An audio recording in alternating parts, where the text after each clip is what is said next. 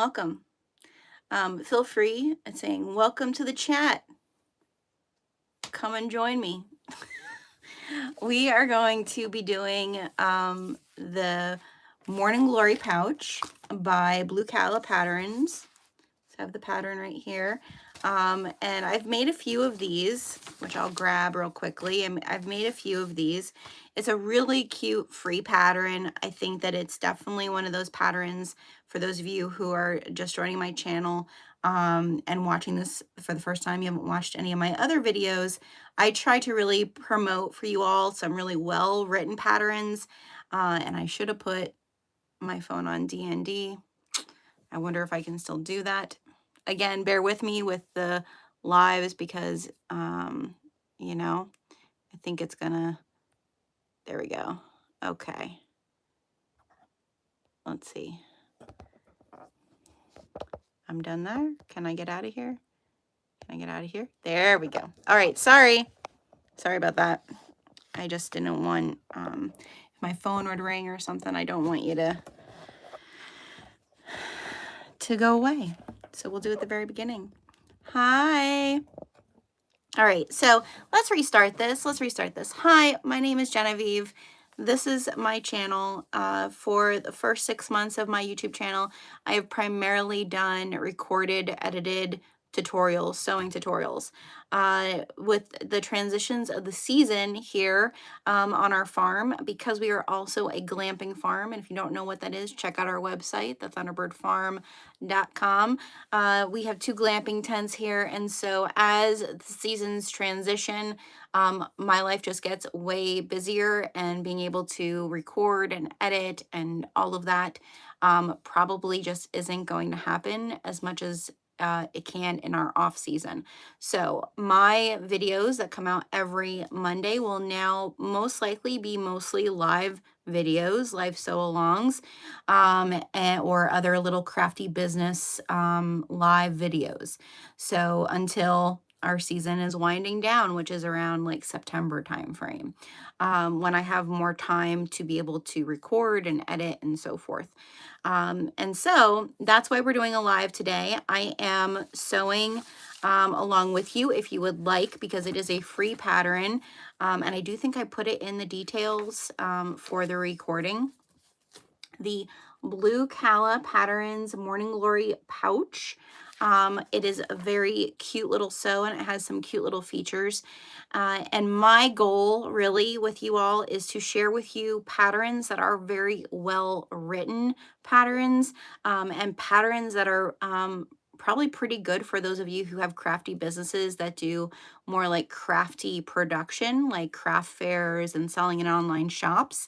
Trying to help you find patterns that don't require a whole lot of materials, like overhead materials, and also patterns that are kind of conducive to be making more than one of them at a time and like batching makes. So that's my hope to share with you. And so we'll get to sewing this. If there's anyone who has sewn a Morning Glory pouch before, feel free to let me know in the comments that you've made this before. I really love Blue Cala Patterns. I've made, I shouldn't say that, I've purchased a few of them. This was the first one that I made. I think I've made one other pattern of hers, but they're very well wrote. And she does offer videos. Usually there's a video somewhere for them. I don't know if it's like, let me double look this. I don't know if she has like a link in the patterns for a video. Let me see here. I don't think this one does, but I know there is a video by someone specifically for this, because I did watch it the first time that I went through it. So yeah, they're just really well wrote patterns, and so I really enjoy that when someone has a good pattern and I don't necessarily need a video to do it. So that's what we're doing. I'll say hi to everybody real quick. Hi, Marcia. Is that how I say your name? Probably not. I'm sorry. Hi, Penny. Welcome. Thanks for joining me live. I'm gonna go get my Morning Glory pouches that I've made, so just to show you the ones I've made, and then I'll walk you through like the pattern pieces and like what I've interfaced and so forth first. And if you have any questions about anything, whether Marcia, oh, I see now. Girl, thank you for giving me pronunciation because I really care about that because growing up, no one knew how to pronounce Genevieve correctly. And so thank you. So we'll go through like the pattern pieces and then I'll also show you like what I interfaced my pattern with and go from there. You might hear a pupper barking occasionally because I do have an Australian Shepherd Husky mix. And, you know, he's a little two personalitied. And so my son just came home from school, so you might hear a pupper barking, or he might want to make an appearance occasionally.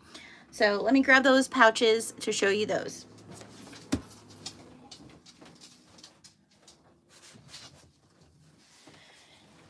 Okay. All right. Yeah, I know. I'm so used to it too, but it's one of those, it's like a pet peeve thing, Marcia. Like I feel like I don't want to do it to other people, but I always seem to do it too. So that's why I usually ask, but it's hard to ask on social media. How do you pronounce your name? If it's not an easy way to say like, this is how you pronounce it. So thank you for pronouncing yours for me. All right, so this is the Morning Glory pouch with the peekaboo little circle on the top. And that's one of the reasons that kind of gravitated to this pattern on her website was that it had this little peekaboo thing. I really enjoy doing patterns that kind of show me a new technique. And I think that might just be the continual learner in me or the challenger in me. Like I like a little bit of a challenge with my patterns. I don't like it when I have to rip them out, but I do enjoy a challenge with my patterns. So the peekaboo is just really, really cute. Like I feel like you could really feature, like this was character fabric, character inspired fabric. So you can really feature like if you have a print that you really want to feature. Or like if you follow me for a little while, you know that I do indigo, shambori, fiber dyeing. So I feel like if you had a really beautiful dyed fabric, hand dyed fabric with like a really neat design or a batiqued, like this could really go very well. So Penny's like, mispronunciation through school is why I go by Penny and not Penelope. Is that correct to say it Penelope? Maybe I'm wrong. So, but I think, is it Penelope? So anyways, this is the peekaboo portion of the Morning Glory pouch. And then you can also just do a regular standard pouch flap. You don't have to do the peekaboo. And I hear my teenager behind me and he's probably like, oh, my mom's doing a live. Hi, buddy. I'm petting the dog. You're petting the dog? Okay. I'm going to be doing a SewAlong live, so okay. I will chat with you afterwards. I'm just petting the dog. Okay. He has to see his buddy when he gets home from school. Yeah, because he'll get all worried. So we're going to do this. Now, the one thing that I will tell you is, like, I use vinyls. Like, I use this, the teacup vinyl is from Wonderground. The top part is Fabric Therapy's Theratex, which is a little bit of a thicker fabric. I also, on this one, I use some of my little Shindig's cork, as well as the Fabric Therapy Theratex. This one I did the vinyl as well as some water resistant canvas from Wonderground. And I did interface these with more of like a fleece interfacing in some places just to give it a little bit of cushion to it. But I would say, like, domestic friendly wise, if you're doing this on a domestic machine versus an industrial machine, you would not need to interface these, you know, with a heavy interfacing. I think that I could have done this on my domestic, even with this vinyl. Like, I obviously didn't interface the vinyl or the cork. I think this one here that has the vinyl, the Theratex, and some interfacing, it might have been a little bit more beefy. But the one we're doing today, I really think you could totally do it on a domestic. You wouldn't need to be doing it on an industrial like I am doing today, because if you follow me as well, you know that I have recently purchased a Bernina 475Q as my new domestic machine. I used to sew on a 660 Singer, which was from the 1970s. And I'm still learning. I'm learning all the doodads of the Bernina. So we're gonna sew it on my Sailrite Fabricator, which is an industrial machine. It does heavy duty. Like, this girl can go through 6 layers of heavy duty canvas or leather without a problem. And so that is what we're gonna be sewing it on. But this is totally, you can make this so domestic friendly as well. So let's go over what we're using pattern piece wise. So in the pattern, you're going to get 2 circles. One is like, this is kind of like a template for that circle, and the other is the actual, like, to sew the circle. This one is the actual, like, cut out the peekaboo, like what you want to be like that featured thing. So you have those 2 circles. You have your there's like a little flap pocket on the inside. I guess I should open one of those and show you guys. There's your front and back on the bottom, and then your flat piece. And that's pretty much it for pattern pieces.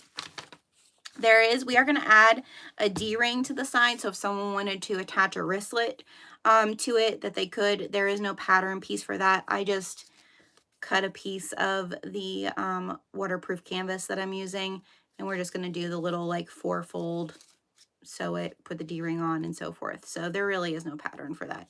You guys can decide there. Let's see. Yeah, she's a beast. Marcia, she's a beast. I'll have to catch up later. I'm driving kids home from school and they've started coming to the bus. Girl, I feel you. I feel you. All right. Thanks for tuning in the beginning. All right. So the other things I have are my tags. So I do have my bag label with our Thunderbird handcrafted name. I did mount it onto some of the vinyl that I'm going to be using. My tags here are from Heartwood and Hide. And the vinyl that I'm using is from Sophie Ray Fabrics. And I am doing kind of a Pocahontas theme because it's a Miko that we're doing. So I have a little cork label that says choose your own path. And then I am going to use one of my sewing blurbs, because we're going to talk about the chaos that has been happening in my life today, the past couple weeks, and how things are transitioning here within my handcrafted business. So we have our little Miko peekaboo. This fabric is from Tay Custom Fabrics, and we're going to do the pocket in Mr. Miko and Flit as well. And then the underneath flap is also going to be, so like when you open it, this will be, you know, what you see. So that's the underneath flap. I have interfaced everything except for this part of the flap, which is the, like where we're going to cut out that peekaboo hole, this is Castine's handcrafted, oh gosh, I'm gonna forget the name. It's So Fuse. It's not the heavy duty stuff. It's like the basic stuff. It's just almost like, it just makes it a little thicker, because on my Sailrite, if I'm just sewing quilt cotton on my Sailrite, again, she's a beast. Like, she needs something to like dig her teeth into. So everything except for the vinyl is interfaced with some of that So Fuse, because the bottom, I am going to be doing the bottom with waterproof canvas, and I want it to have a little bit more structure than what it has. So I did interface that as well with the Castine handcrafted. Oh, and I wanted it to be a little cushy. So then I also, one piece of, probably the inside is going to be the basic, and then this has some fleece interfacing. It's been a little bit since I interfaced and cut all of these. And then the vinyl is, this has the TheraFuse. So it's like the self-adhesive stuff just to give it a little bit more structure as well. So because, like I said, Miss Old Gertie here, that's my Sailrite's name, she just needs something to bite into. All right. Any questions so far about where we're at, what I've done, where we're going? Let's see. All right. Yeah, the fabric is super cute. So this is, again, this is from Sophie Ray Fabrics. This was part of her Pocahontas line. It has like the birch trees and like a pretty coral. And then, like I said, our Miko fabric is Tay Custom Fabrics. And then the water resistant or waterproof, I think this is her waterproof canvas, is from Wonderground, and it's this pretty coral color that matches the oak, the birch tree fabric.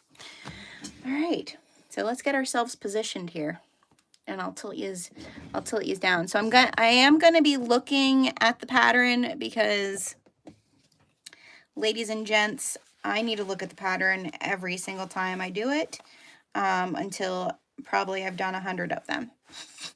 And yeah, it's just required. The thread that I am using on my Sailrite is the Wizardry Stitchery Fairy Floss. It's just like a pastel rainbow, and that is 80 text. My Sailrite really likes anywhere between 70 and 80 text thread. So I either buy colors like solid colors from Sunny Sewing Machines, or buy the variegated colors from Wizardry Stitchery. I would like to try Saya Swags thread. I just haven't got around to ordering any of that yet. So, but the Fairy Floss seems like if you're doing anything pastel, it seems to go really, really nicely.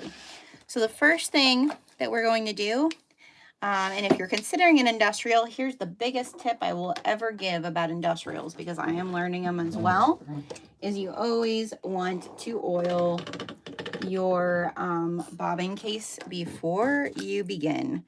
Only because on an industrial, your bobbin area can get gunked up with stuff, but it also, you can get a thread jam pretty easily.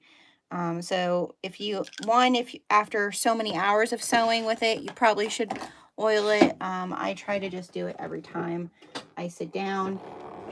That way, hopefully, we don't have any situations with that. All right, so the first thing we're going to do is we're going to do this D-ring.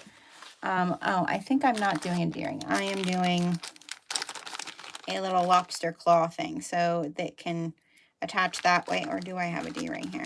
I do have a D-ring. I do have a D-ring. All right, so we're going to make this little D-ring thing. So all we're going to do with this, and if you've not used waterproof or water resistant canvas, the way you can tell which side is the wrong side is the rough side is the wrong side.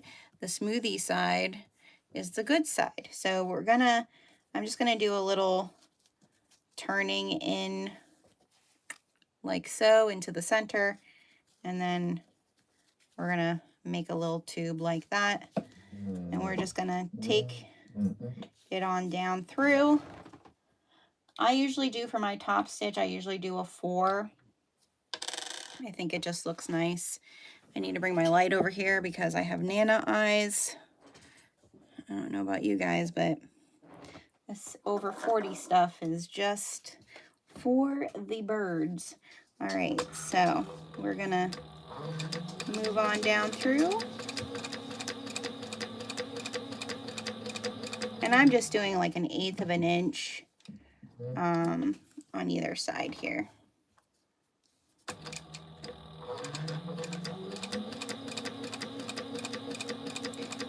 And I have my narrow foot on my Sailrite, not the original foot that it came with, which was like a regular like feed dog foot. So there we have our little piece, and I'm just gonna pull that through like so, and then I'm just gonna top stitch that too to secure that D-ring.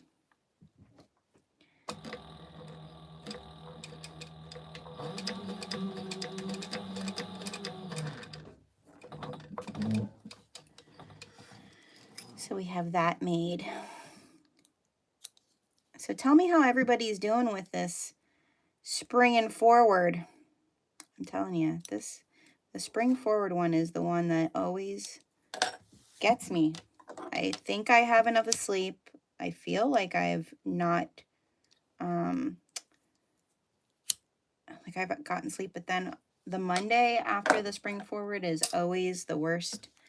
I can't get myself going. So there's our little D-ring. I always like make these a little longer because you want to make sure that you have some meat in there to grab, you know, if someone has a wristlet and depending on what someone puts in it. So we're just going to set this to the side for now. I am going to do the top stitching on my 2 tags next so that I have that done. Since I already have it moved to a 4 length, I might as well do those. So I usually try to start in the middle of the tag because I find if I start at the one end, I end up not being at the right place at the other end. So I usually start in the middle when I'm top stitching my tags because it makes it look much, much nicer.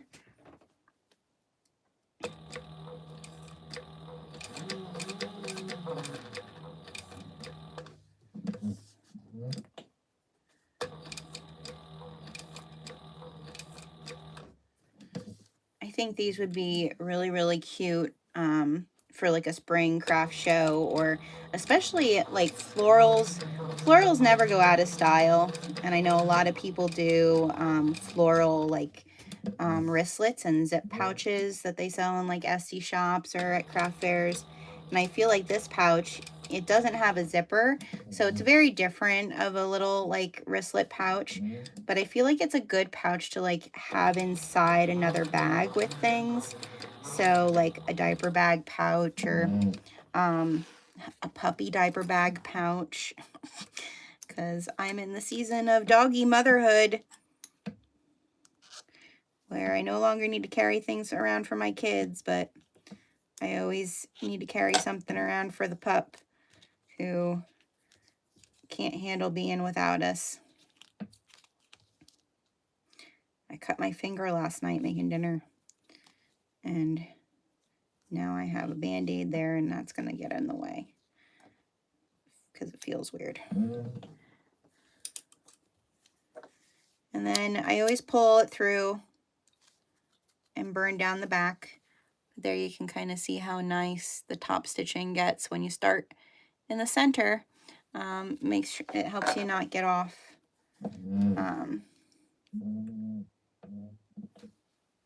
Makes it centered really nice.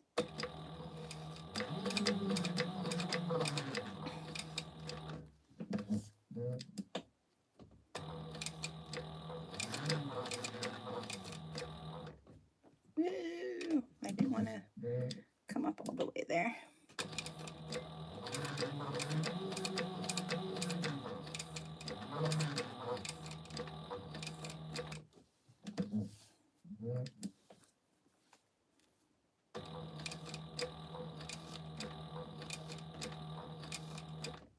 The one thing with the doing the peekaboo part is finding where you're going to put your tags or your labels. So I'm going to probably put the farm's label on the back of this pouch, and then the little accent tag I'll put inside somewhere. I think we'll see how Miko looks on the front once we're done. But I like to make sure I have these prepped so that when I'm ready to put them on, hopefully I don't forget about them. I can't promise. I can't make any promises there because I have forgot tags multiple times. All right, so we have our tags prepped. We're now going to go and set them over with our little D-ring. and we're gonna move on to the pattern of exactly what we need to do next, because again, I have to read a pattern.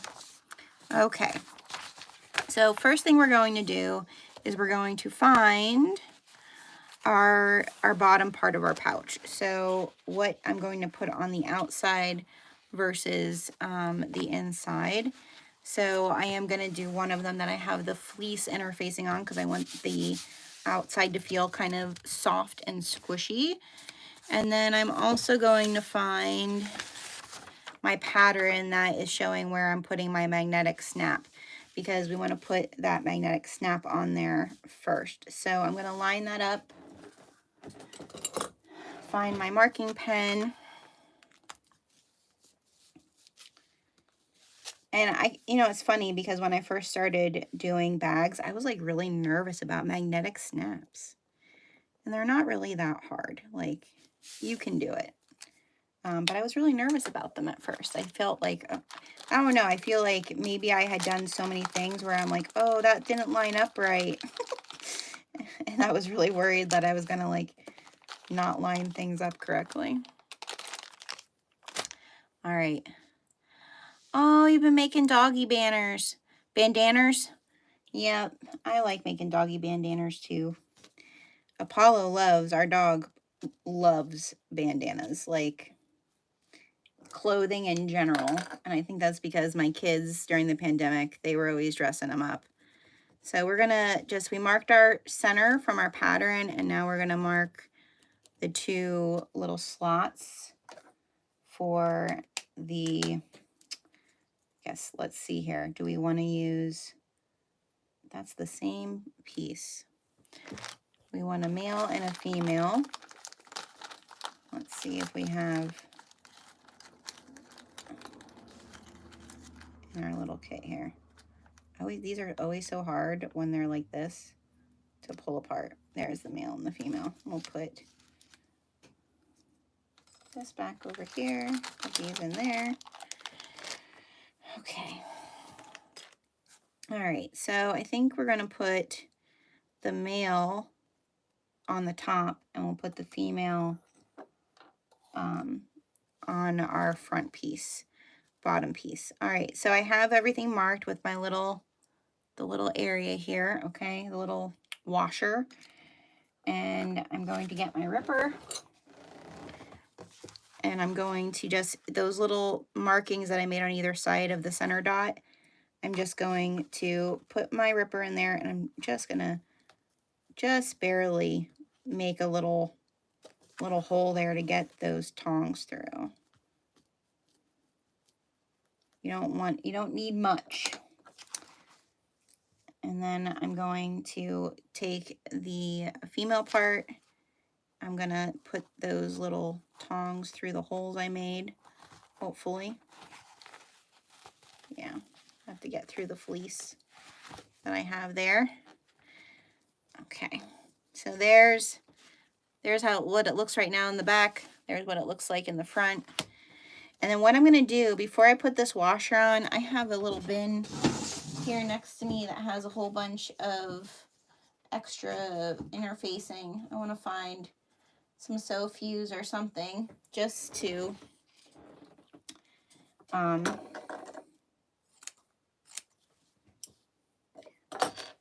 just kind of shove it over the top of it, like push it through. Okay, so that's another piece of like extra help. All right, and then it's really up to you. I know I've seen some people who push them inward to each other. Some people push them outward to each other. These littler ones, like bigger ones, like your like magnets or your nameplate ones, I usually push them inwards because they're taller. But for these little ones, it's so hard to get them to push in on each other that I usually push those outwards like so. So this is how that looks. And like now it looks really nice on the front. It feels really secure. And I'm going to cut a piece. This is another thing that's really nice about Nancy's TheraFuse, the interfacing that you peel and stick, is I keep all my little extras of it. I can peel this off and then stick it over the top of that so that those prongs now don't come through. If you don't have Nancy's Therafuse, you could always get some glue and maybe some Decovil Heavy or something and put that over that, so that way it hopefully doesn't it doesn't push through your fabric for you. Do you frequently create live videos demonstrating the process of making bags? Well, I have a few. I have a few live videos. I'm going to more frequently, I would say I haven't frequently in the past, but because of the way our camping season, our farm works, over the summer months, you're probably going to see more live videos than recorded ones, just because of my time constraints that I have. So yeah, there we have that. Okay. And then on this pattern, we have an area for pleats. And so we want to mark our pleats on this pattern. So I'm going to do that for all 4 pieces of my bottom. I'm going to mark where those pleats are. So I'm just going to line it up. This is an air erase pen. There might be some things that aren't bags. I mean, I started sewing originally, when I first started sewing over 20 years ago. I just did little basic things. Like I didn't even know how to read a pattern when I first started sewing. I just did a little straight stitch. I made some little curtains and things for when my husband and I first moved in together. And so here you can see the markings. So here's 3 markings for where we're going to put these pleats. So I'm going to work on doing those. And then my daughter, when she was, I'd say she was probably 2 or 3 years old. 3 maybe. She could talk pretty good. So probably about 3 and a half. She wanted to be a princess for Halloween one year. That's when the Disney store was in its prime. And we were at the Disney store and I looked at the dress, the little princess dresses that were thrown together with Velcro, and I was like, I can make something that's not going to cost us 90 bucks and be made better. Having never sewn with a pattern in my life. And so I bought a pattern for $1 at Walmart of princess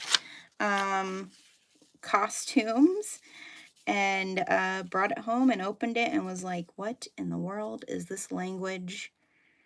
And I have no idea. And I called my grandmother, who was probably, she was probably in her 80s, late 80s at that time. And she lived in Colorado and I live in Pennsylvania. So I was like, how do I cut this pattern out? And she was like, I can't teach you to do a pattern over the phone. Call my sister, and her sister lived close by. So I took the pattern and the fabric I bought, and my great aunt helped me learn how to read my first pattern, cut everything out, and from there on, it was sewing things for my kids. I did a lot of sewing for my kids, my daughter in particular, also like christening gowns and things like that. Oh, Marcia, you live in New Jersey, so you're my neighbor. So yeah, lots of, I think all of us come to it in different ways. So I started primarily sewing children's costumes and dresses. So I have my markings on all of these, okay? And now what I'm going to do is so that center mark is where we're going to fold to meet those marks, okay? So there's one fold, and here's the other fold. So it's going to look like a pleat, just like that. And so I'm going to get clips, and I'm just going to, if I can get my finger with the Band-Aid to work, I'm just going to clip over. I might need 2 clips, but I think I can do it with 1 clip. I'm just going to clip over the center of that to hold that pleat in place, okay? Oh, yeah, we're going to need 2 clips. All right. We'll fold this one and clip. So you can see, just like so. So it's gonna like bow, kind of like, like that, to make the shape of our pouch.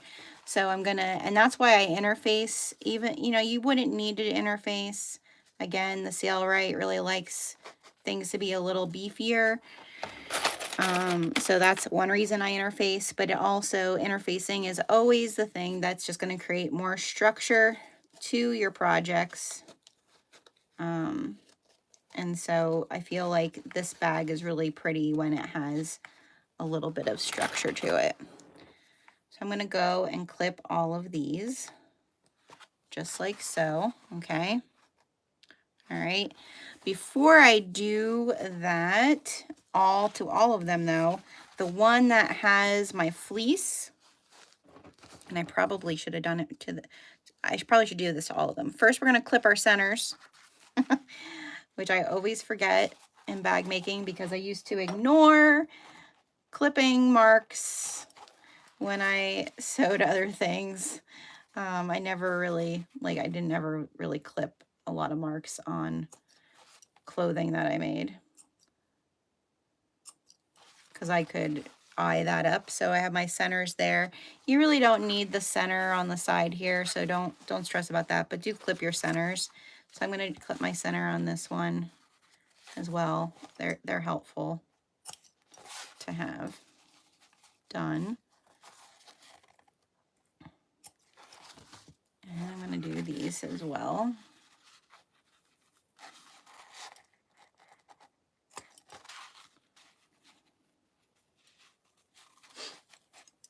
Yeah, so I made my daughter and I made other people. I made a lot of little girls' dresses. I had an embroidery machine at the time and did embroideries on them and so forth. And then when my daughter got big enough to not really want a princess dress all the time or little dresses all the time, I transitioned to more like home decor stuff. Aprons, pillows, curtains, little things for craft fairs that I was doing. And I did do a lot of craft fairs. So that's kind of my sewing journey in a nutshell. I'll share more about how I got into bags in a little bit, but let's continue to take care of what we need to take care of here. All right, I want to put my label on the back panel, okay? So I'm going to measure down, let's see here. I think I'm gonna do like 2.5 inches. That's usually a good place. And just put a little tiny mark there. And then I need some double-sided tape. I buy double-sided tape. I've bought at a lot of different places, but I really do like because the Sailrite can handle sticky stuff. I would say domestic, use the wash away stuff, but my Sailrite can really handle some sticky stuff. It doesn't gum up my needle, it doesn't get stuck. So I like their tape because it just keeps things in place. So I'm going to put a piece of sticky tape on the back of my label. And with waterproof canvas or water resistant canvas, because it's smoothie, it can sometimes like the water, like soluble stuff, doesn't want to stick. All right, so I'm going to center my label on there like so, and then I'm going to top stitch that.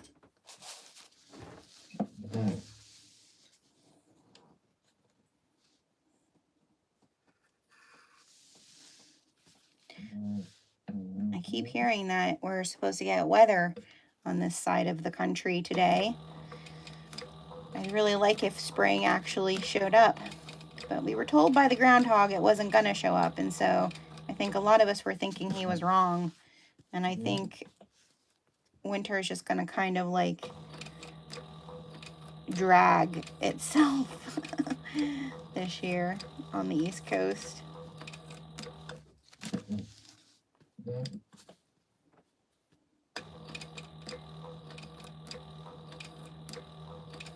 The one thing I do like about my Sailrite is, and that I kind of seen from other industrials out there, I can really slow this puppy down. Like if I really want to be taking my time, I don't need to hand crank. I can just really slowly do my stitches. And I've seen with other industrials that a lot of people are, like, if they really need to get slow, they have to hand crank. And so I could hand crank if I wanted, but I find that most of the time I don't have to. All right, so I'm going to pull through those stitches.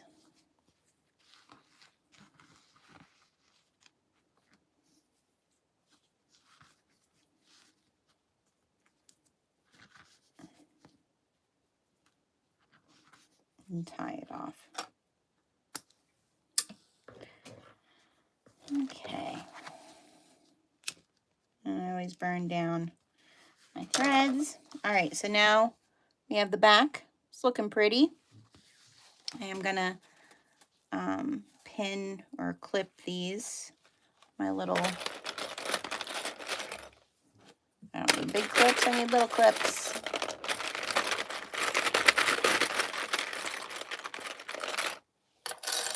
Okay. Clip these pleats in place.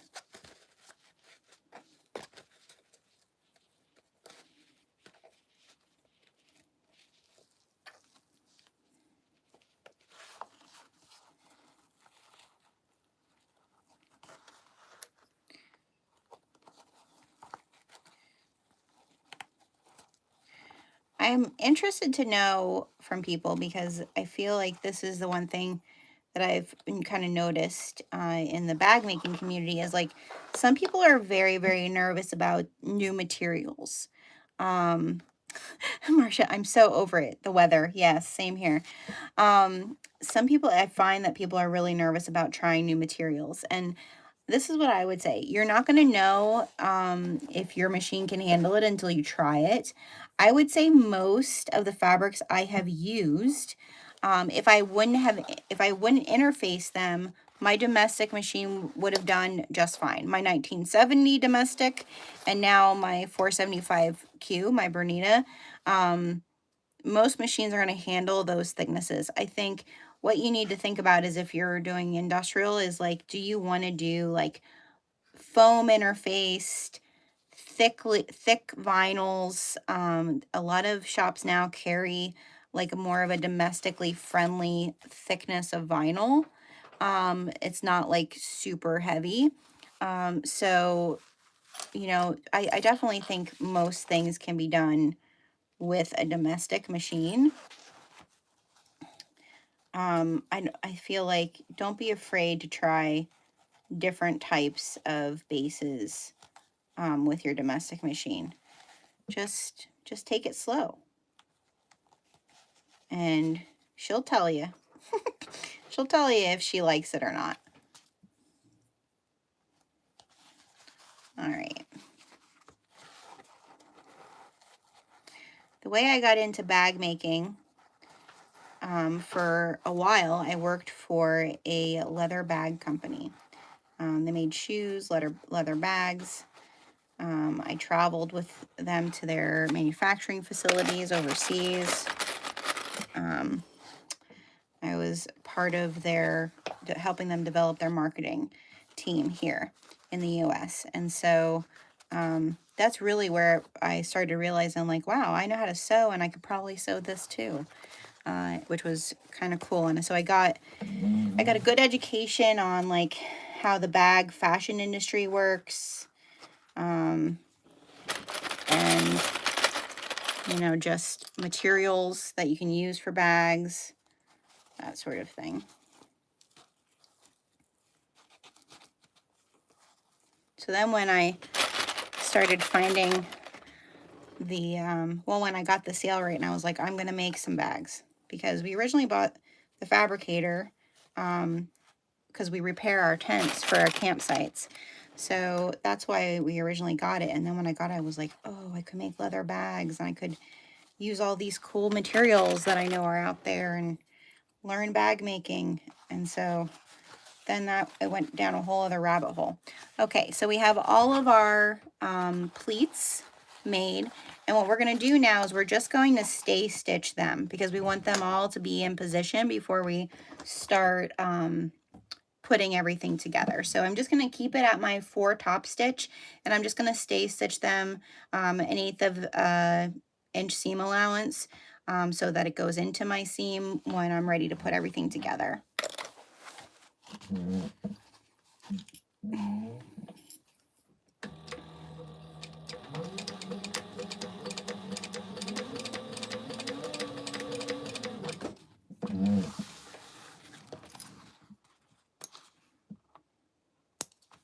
Just like so.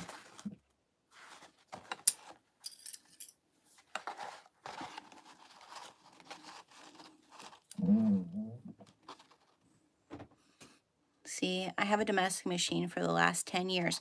What type of machine do you have, Marcia?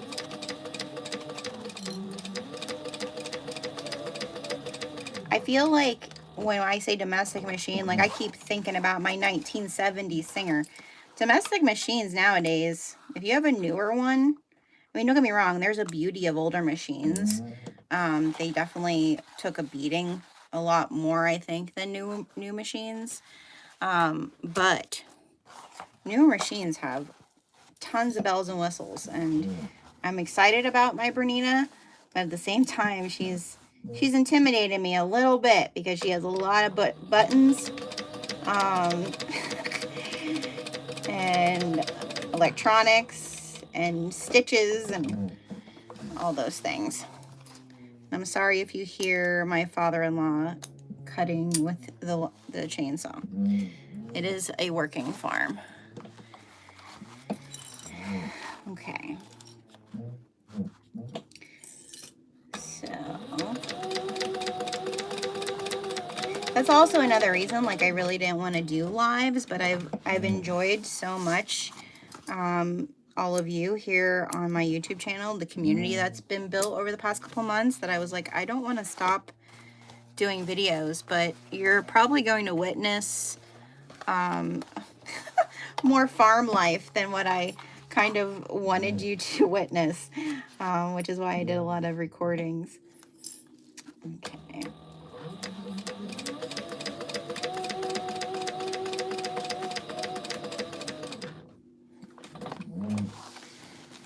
Yeah, the lives are there's a beauty to edited video, I feel, that is like, because I really want to help people learn to sew versus just sewing with you, right? Like I feel like lives can teach you some things, but like edited video allows me to help you like maybe learn a specific technique or something like that, and to like focus on that. But I think it'll be okay. I think the lives will be all right. I do have a Patreon, and I have a Facebook group. So I'll put those links in the details of this video when we're all done. But my Patreon, I have 4 different levels and provide different types of content there, specifically for people with crafty businesses or doing craft fairs, or if you just want to support the channel. And then my Facebook group is really, it's really to build community and hang out and remind you all to take care of yourself. I'm a big self-care reminder person because I blend my own tea and all sorts of fun stuff happens in the free Facebook group. So make sure that you're there, and announcements usually happen there a lot. All right, so we have all of our pleats stay stitched down. Now, let's find the pattern so I can make sure that I'm doing the right next step. All right. I think we put our D-ring on now. Let's see. Yeah, we need to put our D-ring on. Pleated corners, D-ring. And then we move on to, yeah, combining those pieces. All right, so let me get our D-ring and our front panel piece with the magnet. So here's our D-ring, okay?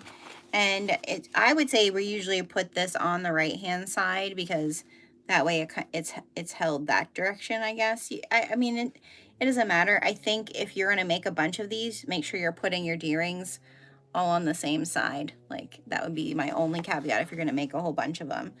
And so I'm going to probably, let's see. I don't think she has measurements here. Maybe she does. I want to make sure we're following. So 1.5 inches, she does have measurements. So I'm going to go down 1.5 inches. We're just going to mark a little dot there. And we're going to baste our D-ring on. And you want to put, so I'm going to look to see which is the back of my D-ring, which is my front of my D-ring. So here's my front. I want to put right sides together of my D-ring. I'm going to clip it in place. And then I'm just going to do 1/8 of an inch basting there. Marcia, the machine I own is the Brother LB6800 Project Runway, woo, which is designed for both embroidery and sewing. However, I currently only use it for sewing as I purchased a larger embroidery machine. Yeah, I sold my embroidery machine. Gosh, it was like right before the pandemic, I think, or right after the pandemic. Right after the pandemic, I think I sold it. I had a Brother embroidery machine. It was the Brother 6000D, I think, Marcia. And I had bought it long before YouTube was like a reality. And if, you know, probably in New Jersey even, you probably have a better demographic of sewers than I do. I think because I live in central Pennsylvania, around, you know, we have a lot of a Mennonite Amish community. Like, there was just no classes to learn how to use my embroidery machine. I actually bought my embroidery machine out west with my aunt, who's a big quilter embroiderer, and she has access to so much, but there was like no way to really learn it, and I was always making mistakes with it, so that wasn't fun. And I had just stopped using it. And so I thought, you know what, it was the Disney Brother embroidery machine. So I found a grandma who was making a bunch of Disney stuff for her kiddos like I had done with it. And I decided to sell it. So my husband now, since I've gotten into making the bags, and I know a lot of people use their embroidery machines with their bags, he's like, do you think you'd ever want one of those again? And I'm like, I don't know. I feel like every little thing you do in your craft, as you add something to it, it's like you're buying a whole other, like set of stuff, right? So like when I got my Singer and my Singer serger, it was like, oh, now I can do knit. And so now you're like consumed with knit fabric, right? So yeah, I feel like for now I have 2 things to learn: my Fabricator and my Bernita, and we're just gonna stick with those for a little while. I'm gonna try to keep the FOMO of the beautiful embroidery stuff at bay. All right, so I'm just attaching the bottom. So I have my 2 fleece interfaced, the front, the outer, the exteriors, front and back. I'm just attaching those. So I'm getting my center marks. So that's another reason your center marks are really important. And I'm just going to be clipping all the way around.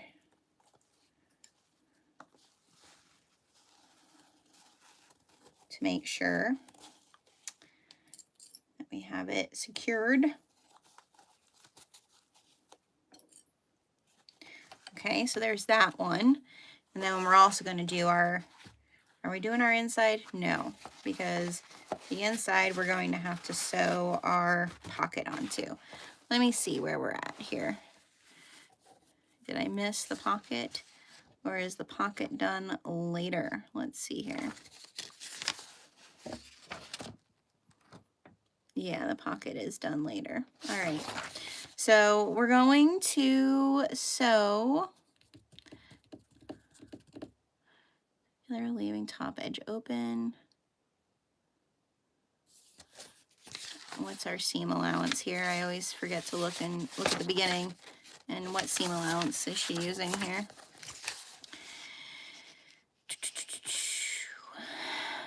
Seam allowance is 3/8 of an inch.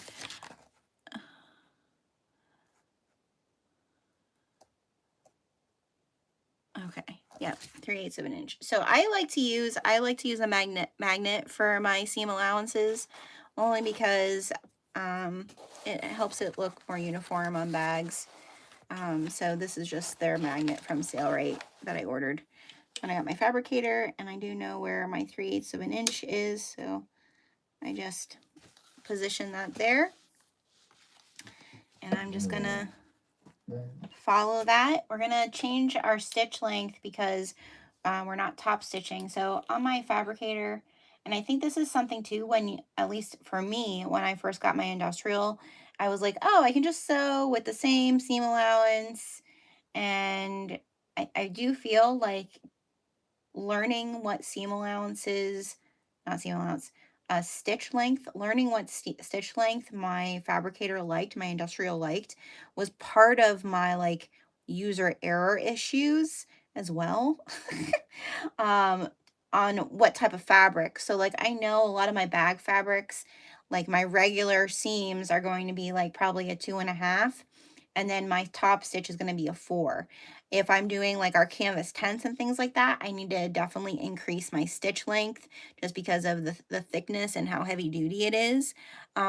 So just something, if you're thinking about industrials, a lot of my problems in the very beginning with my industrial were definite user error.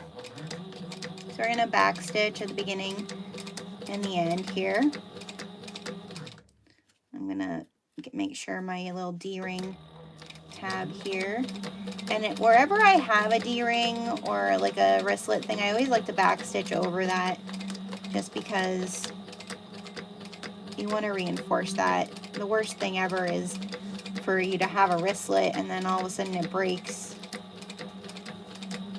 and you'll lose your wallet.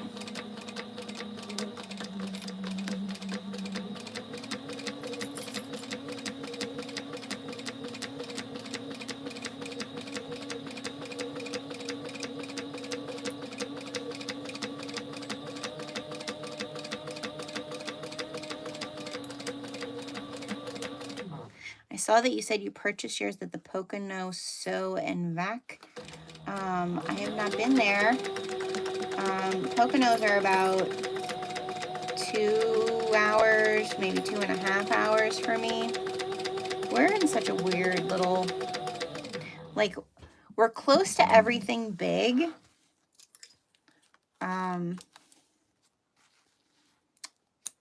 Like 2 hours, as when I say close, right? But like normal everyday stuff, like you have to like drive, like 45 minutes for anything like like a Walmart. You have to drive pretty far, which I know is like a lot of places. I think that's why I'm just kind of like on an island, crafter wise, is you have to drive pretty far for stuff. Like even at Joann's, you're driving in about 45 minutes to get to. All right, so we have that stitched. I'm just gonna leave it turned inside out for now because we're just setting it aside. Okay, so we're setting that aside, and now we're gonna work on the lid. So let's see here. What do I need to do? Using your pattern piece as a guide, transfer the accent circle. Okay, so I have my flap here, and now I'm going to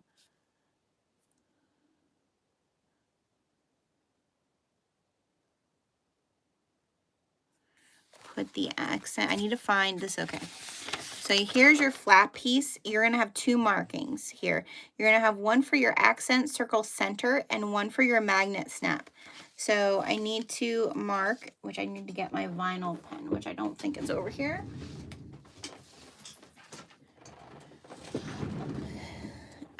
You need to mark where the center is for the accent circle. So I'm gonna mark my centers on my flap. Just a tiny little mark on the vinyl. Okay. And then I'm going to mark that accent circle in the center.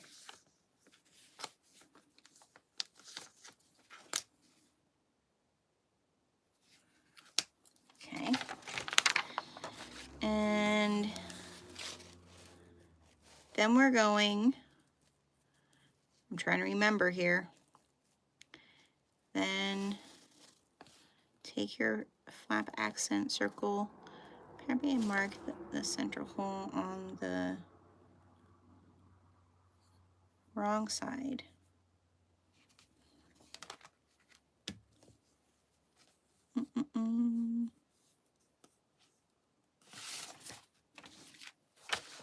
On the wrong side of your this, so you need a piece of your, this is the interior, okay? So you need a piece that you're not even going to see this, okay? So I need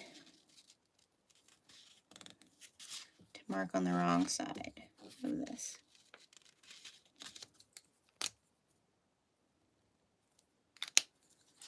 It's been a little bit, so bear with me while I figure this out. Because the first time I did this, it was a little bit like, am I doing this right? But it turns out so cute that we want to do it. All right. Okay. Oh, and then I also want the other circle piece because I'm going to find the center here. And I'm going to trace along the outside of this.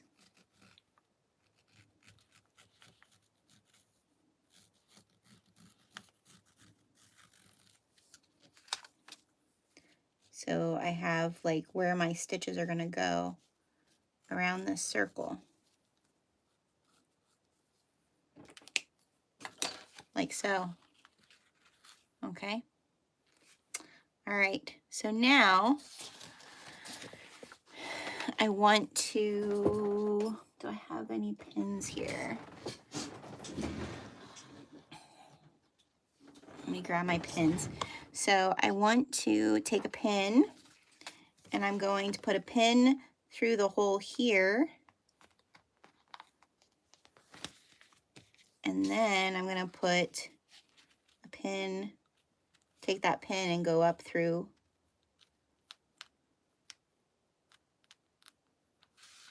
like so. Okay. Just like that. Snazzy. All right, let's see here. Nope.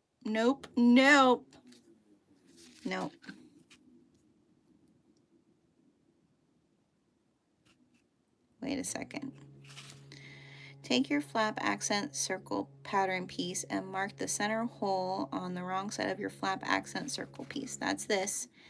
Take the accent circle stitch guide and line it up. It's center hole with the mark you just made. Draw around the center guide. Yes, we did that. Place your exterior accent circle on top of the top flap piece and pin right sides together, making sure the center marks are aligned. So I did that wrong. All right, so take that pin out, put the pin in here first, and then you're going to put it through the hole now, like that. There you go. That's what we wanted. Okay. All right, and now what we're going to do is we're going to sew right along that, okay? So because this is vinyl, do I have any washi tape? I'm going to washi tape my pin down so that I'm not like catching it when I go around. Okay. You can also, like, if you don't want to do that, you can also like washi tape on the top to hold it in place.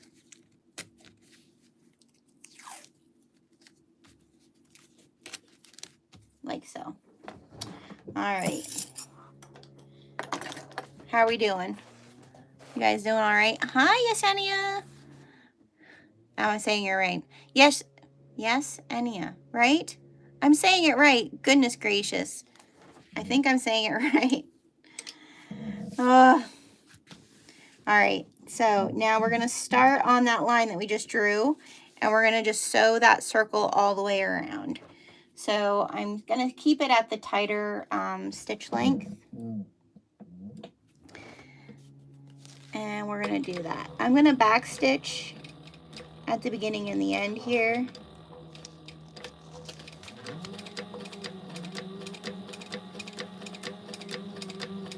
This is so nerve-wracking. When I did it the first time, I was like, oh, I hope I'm doing this right.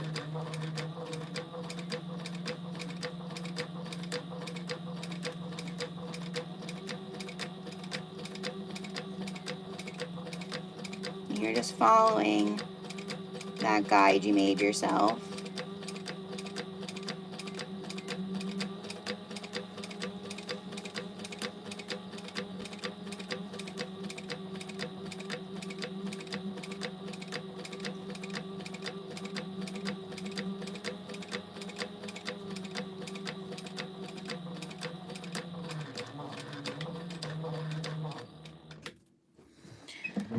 Okay. So we're going to clip our stitches. I did get it right, Yesenia. Thank you. It's just been one of those days. This darn time thing. I feel like my brain isn't functioning. All right, so we're now we can take that pin out. Let me make sure that that's back in its home so I'm not stabbing myself. All right, so here's what it looks like right now. I just followed that line that I traced around. And now what I'm going to do is I'm going to cut into it. Oh, this is where the part where you pray. You pray, did I do it right? Okay, so what I do want to do though is I don't want to cut like right to that edge part. You're going to leave a little bit. I would say probably more like a 1/4 inch all the way around, because we're going to kind of snip to like make it fold real nice.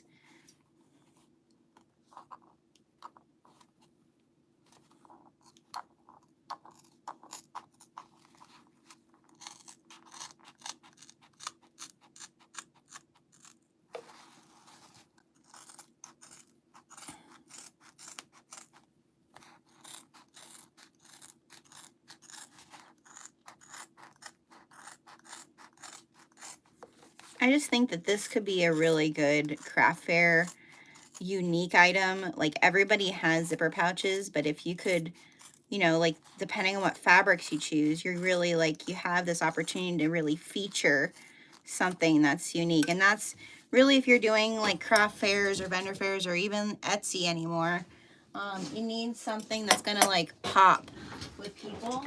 And I feel like this pattern is a really good one for that. I need to get a better scissors to clip my notches. I have to get this one sharpened, I think, or get a Kai snipper. Okay, so we're just gonna, let me make sure I'm doing this right. Look at the pattern, people, look at the pattern. All right, so I'm just gonna snip like little, basically you're doing notches, right, all the way around, so that when you turn this around, it's gonna lay nice for you. You don't want to get into your stitches, but you do want to clip it kind of close. I'm so sorry for the chainsaw in the background, you guys. Like I said, it's a farm. It's farm life. That's part of the the peaceful tranquility.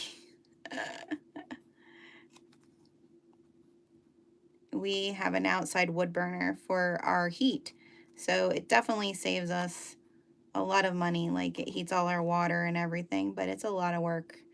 My husband and my father-in-law do a lot of work to keep the house warm.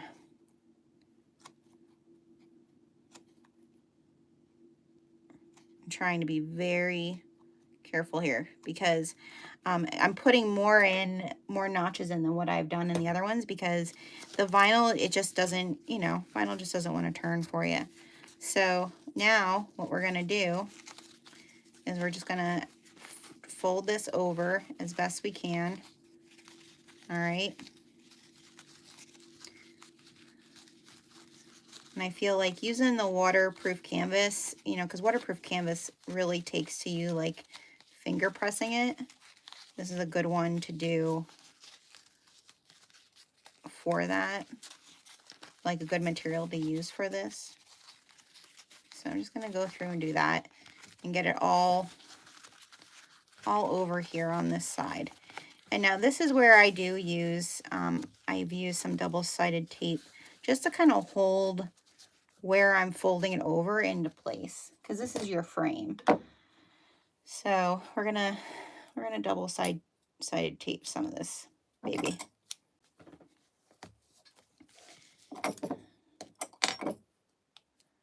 Can you please PM about glamping? Of course. I mean, the best way to look into it is to go to our actual website, which is www.thethunderbirdfarm.com. And there's a thing at the top that says campsites or glamping. It says glamping. It says glamping. And then it'll come up with the two sites, and you just click on either site.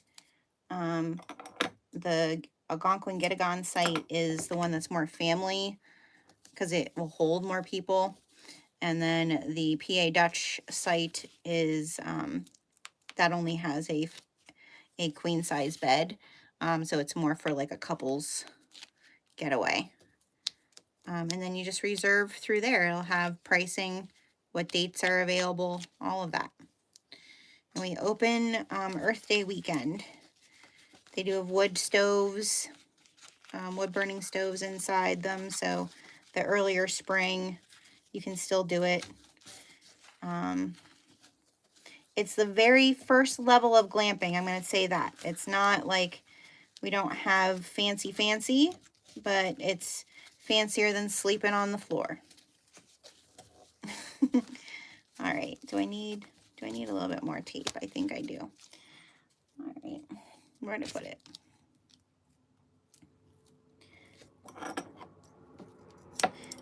We've done the glamping sites since 2018. What we is when we put in our first one, and then 2020 we put in the second one because we were so busy in 2020 with people from the city needing to get away.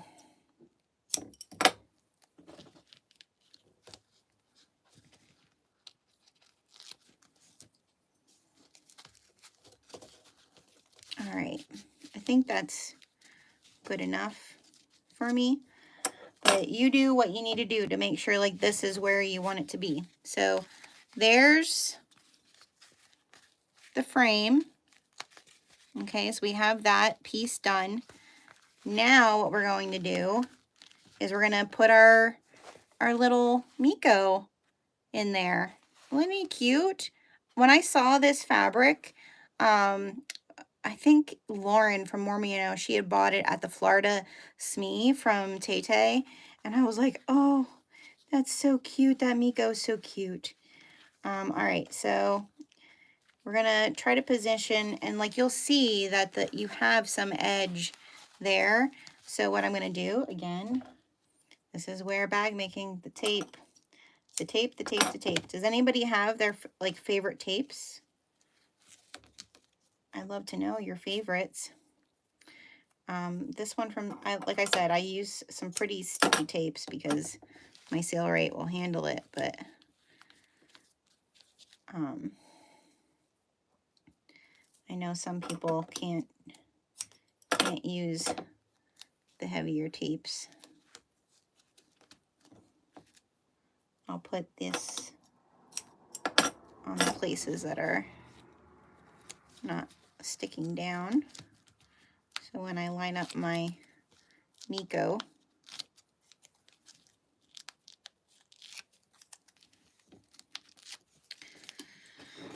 okay, so now we're gonna line him up where we want him.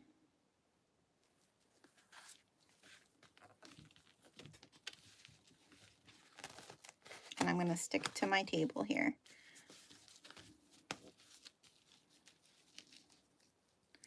Let's move this tape. Can I move this tape? Maybe, maybe not. There we go. All right.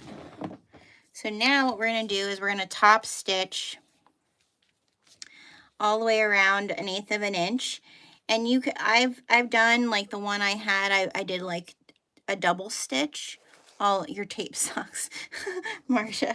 Like I said, I like Sailrite's like sticky stuff, but then I've also Indo Love Creation has a good water soluble one, and also Weft and Warp has good soluble one.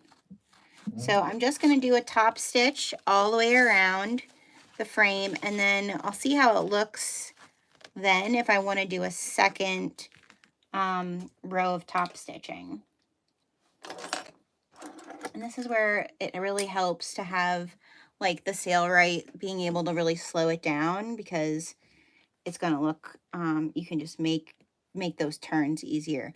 The other thing is we're not going to back stitch at the beginning, because we want to be able to pull this through so that we don't, so it's like seamless. So I'm going to start in the center and work my way around 1/8 of an inch.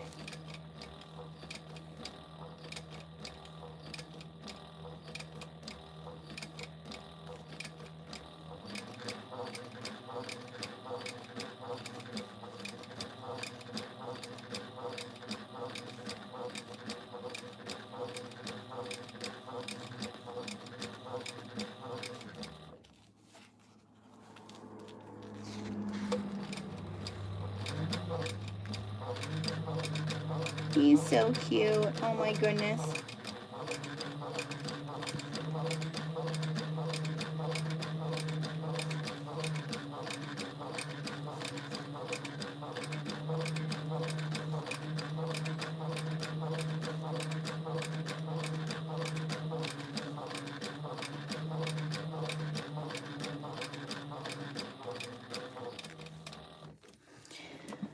Okay. I think one trip around the circle looks nice with this one. So I think we're just going to do one. But now pull through my threads here.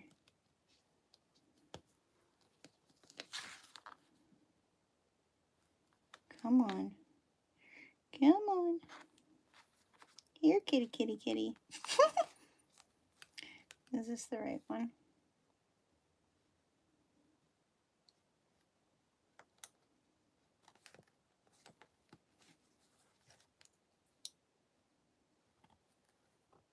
Nope. Don't do it. Don't do it. That one has to stay. This one has to come through. Okay. There we are. Sometimes I feel like I totally screw this up, like I do something and it doesn't want to come there. There it was. Right? Yeah. Okay. Okay.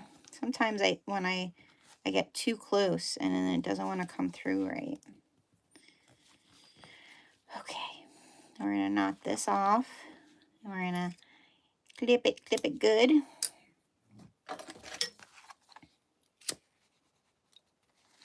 And then what I do is I kind of pull this up a little bit, because we want to get rid of this bulk.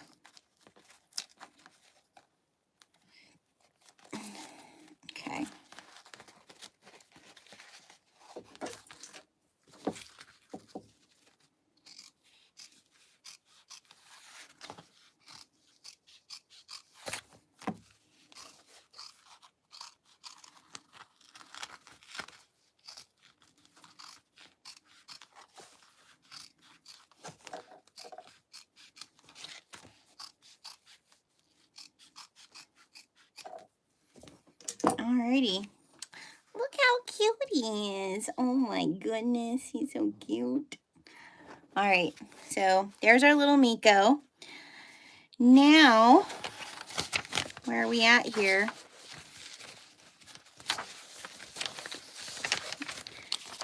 All right, now we're going to take the, so this is the inside part of the flap. So we're going to find our centers on the inside part of our flap. So many scissors, all having specific jobs. Okay, and we're going to put those right sides together.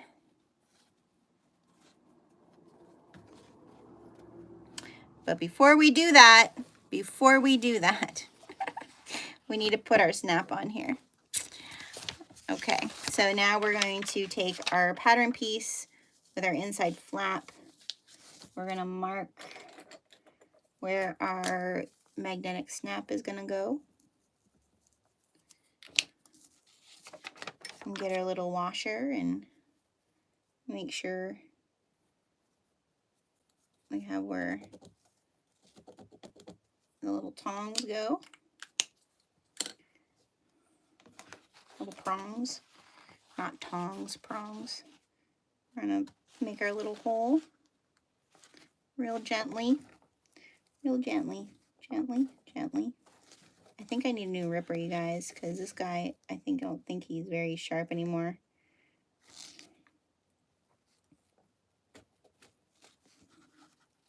Did you guys hear that? Hopefully we can, yeah, okay, we're okay. Didn't go too far. But we need to make sure it's straight. Okay, and now we're gonna get another piece of interfacing to just hold that puppy where it needs to be. Come on. Come on. Come on. Come on. There we go. And then we're going to put our washer on. Make sure we're centered.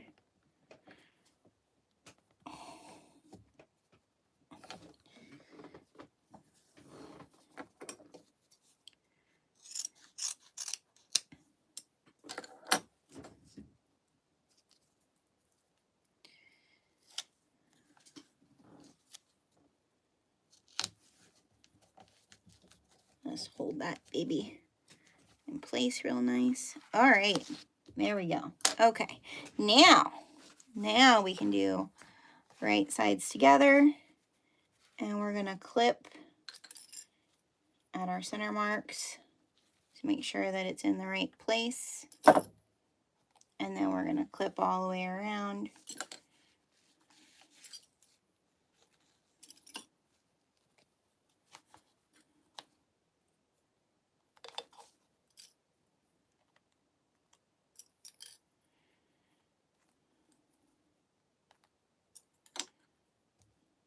Make sure we're not missing anything. And we're going to do a 3/8 seam allowance. Move back down to our smaller stitch length. And we're going to back stitch at the beginning and the end. And we're going to go around and put this puppy together.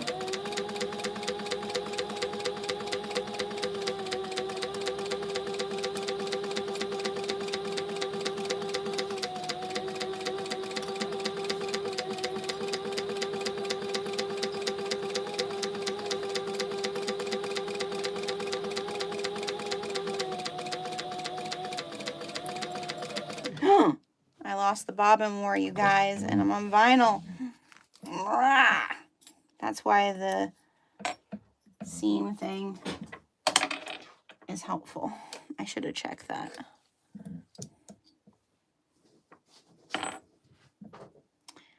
Bobbin 1, Jenna 0.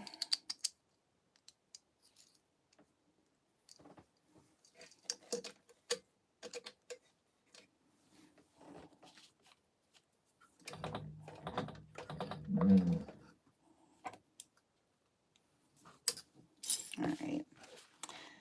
Let's move this baby. Okay, let's.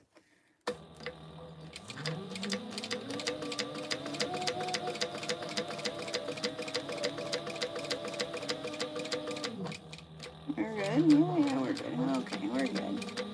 We're good.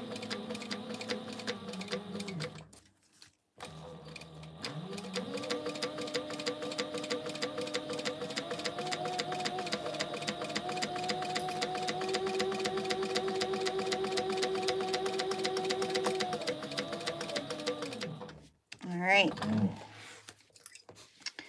And now we're gonna clip down the bulk of this down to 1/8 of an inch. Or 1/4 inch, whichever you feel more comfortable with.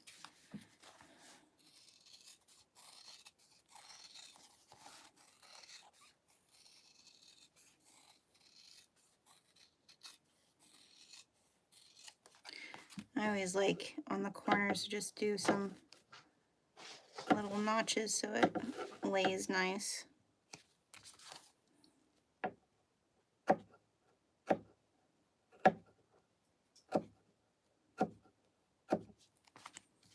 Okay. And now we're gonna turn this beautiful little baby girl right side out.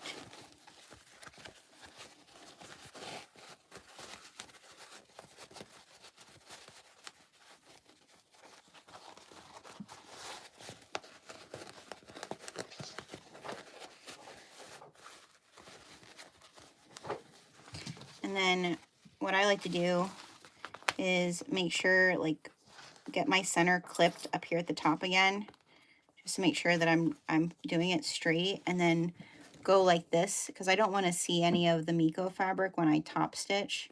So I'm gonna kind of roll in the seam from this direction and clip.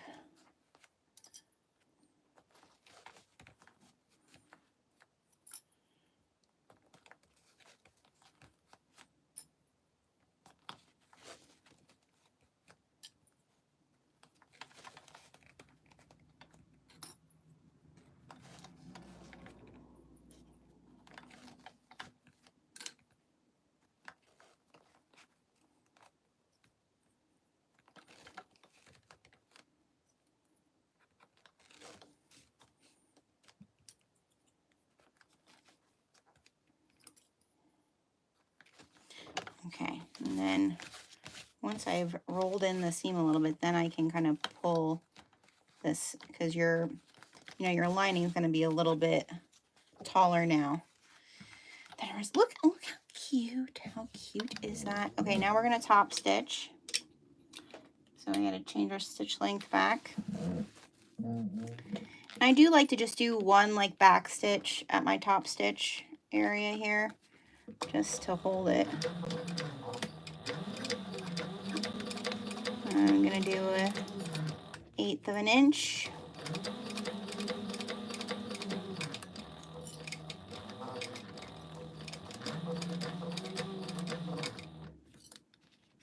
Making sure I'm not seeing any of that blue.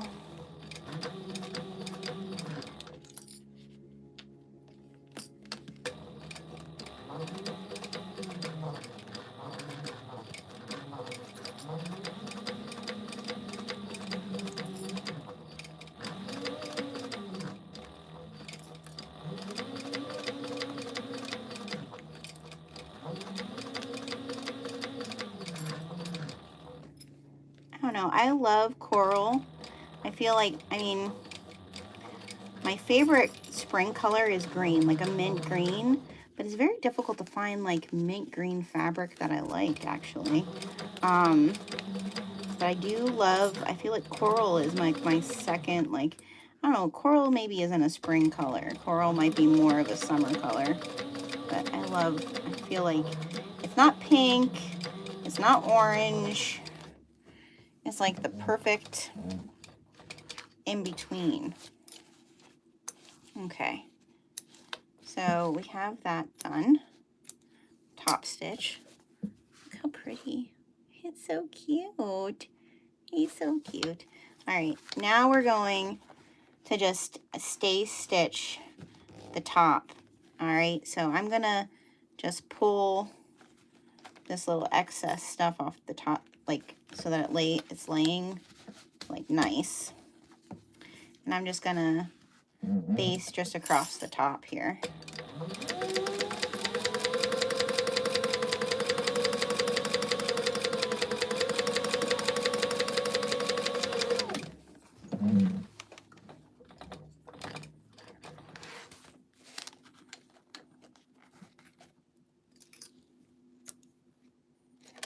Some things there.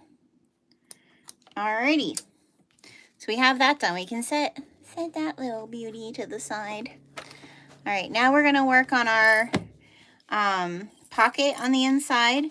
So we want to find our centers.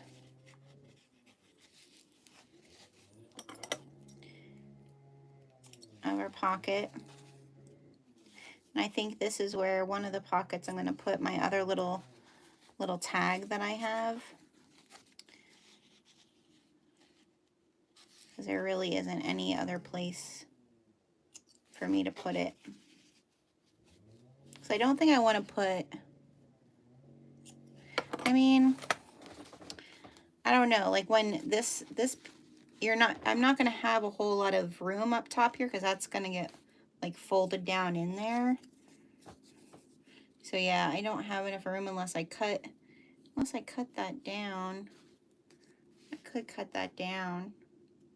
What do you guys think? Should I just leave it as Miko on the outside? Oh, I'm sorry, I'm like up way too high. If I cut this down so that there wasn't much of a lip like for the tag, I could maybe put it on the top here because this is going to be bent down like so. So I could cut this tag down and then it would like just go on above centered on here. Or I have for the pocket and I could put it on the center of this pocket on the inside. What do you guys think? Cut it down? Cut it down? Marsha, you think I should cut it down? I kind of think I should cut it down too. The only thing, like I can't, this is the one thing, like so when I go to stitch this on here, this is gonna go down in the divot, right? I'm gonna cut it down, and if I cut it down, we can still use it other place. So I'm gonna go cut it down real quick, and then we can play with it cut down.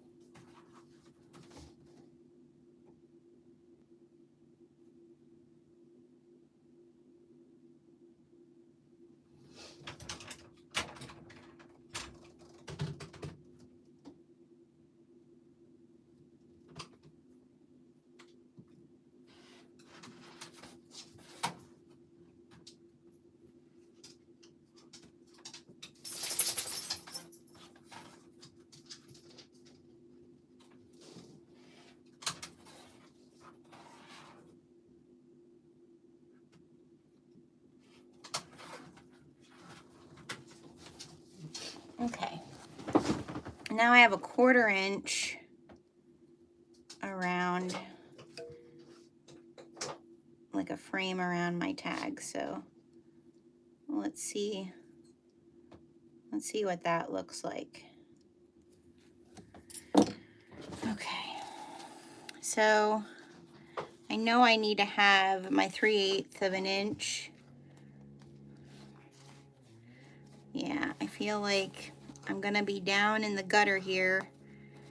I think we can do it. Should we do it? Should we do it? Pocket, put it on the pocket. Okay, I need I need to see. You think we should put it on the pocket and not try to risk it out here? I kind of want it out here, but I feel like it's risky. It's really risky. If we don't like it, we're stuck with it because it's vinyl. So yeah, let's put it on the pocket. We're not going to ruin Miko's beautiful face. Like, I feel it's just safer. Let's put it on the pocket. And I think cut down, it still looks really nice on the pocket. So we're going to center it on the pocket. Sound good? I think let's go to this. Let's do the safe measure here and put it on the pocket. Oh my goodness, my father-in-law is going away with that chainsaw today. All right. And I want to see flit. So let's see here. There's the center. All right, we're at a top stitch. So while we're doing the pocket, I'll share with you guys the reason I picked, we're going to put this little sewing blurb that says sewn with chaos. We're going to put that in this one. So one of the things that's it's really wonderful and kind of funny to me that doing this YouTube channel, which has been very much like not a business plan. It was literally like there are so many days where I wish my grandmother, like I could share with her like what I'm sewing, or, you know, talk to her about this sort of stuff. And if you didn't know, my grandmother raised me also. I was raised by my grandmother. And so she's more my mom than my grandma. And I thought, you know what, I'm going to do a YouTube channel because, you know, maybe someday my daughter or grandchild would want to like hear my voice and learn how to sew from me. And that's why I started the YouTube channel. It was not anything to do really business oriented. But very quickly it became kind of popular, and it took a lot of my time away from like the business stuff, which, you know, businesses have to make money. So that's when I kind of started, well, you know, I can do teaching and teach it so magical, and like that will help compensate like the time that I'm not making and selling or going to fairs and that sort of thing. And I can still do the YouTube channel.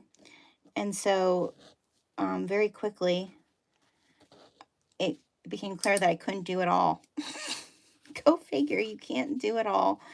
And so after So Magical and teaching, like I love to teach. I should have gone to school to be a teacher, but I decided to go to school for business instead. And that always has served me really well, but I always, like I've thought many, many times, like go back to school and get your teaching certificate. And I'm a big advocator for education, all those things. Anyways, I came home from So Magical and was like, almost like a midlife business crisis. I was like, what am I doing with my life? I have so much like in the air, so much going on. And so I realized that I had to kind of change, like because of YouTube, because of teaching, there are other things that I'm loving doing now. I don't have the time to make as much as what I did. And I was still like cutting out a bunch of patterns. That's what this is. So, oh, thanks. Yeah, I mean, my Nana, she's my mom. She lived till she was 96. She moved to Colorado with her two daughters when I was right after I graduated from college. And so, you know, I was really lucky to have her for a lot of the years of having babies in my life, that I could still call her while I was having my kids. But I don't know, like as my kids got older and my daughter's in college, my son will be graduating next year from high school. Like I started really missing her a lot this summer, and like missing her in the way of like I want to talk to her about the things that I'm doing, you know. And so yeah, that's, if you want to know why I started a YouTube channel, that's why. I'm so glad you all showed up. But it was not with that in mind. It was like, just share what you know, and will it be helpful to some people that I don't even know? For sure. But maybe someday my great-great-grandchild will be like, that's my Nana on YouTube.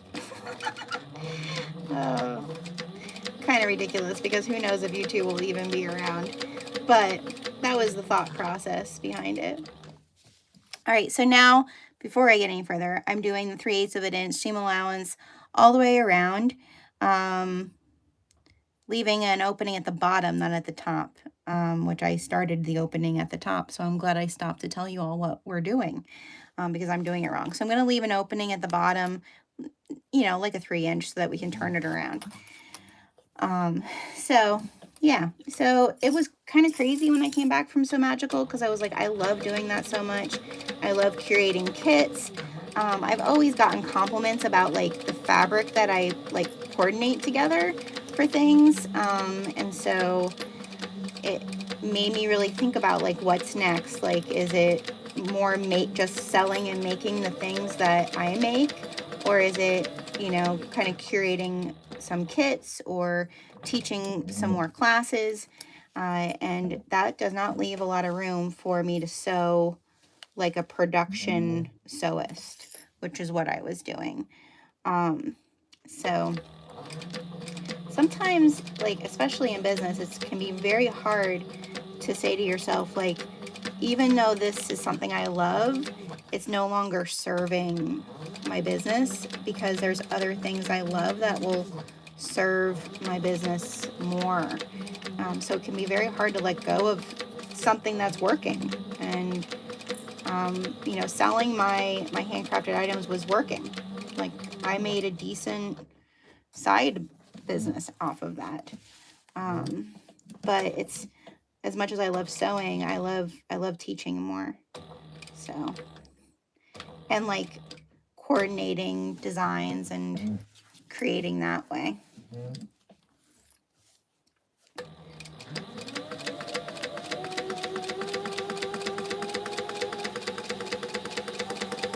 So the YouTube channel, even though it didn't start out as part of what I thought was going to be part of like what I do for work,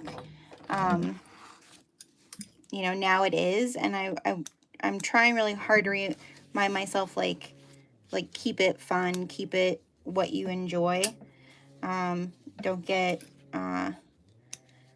like imposter syndrome, like it has to be like anybody else's, because that's hard.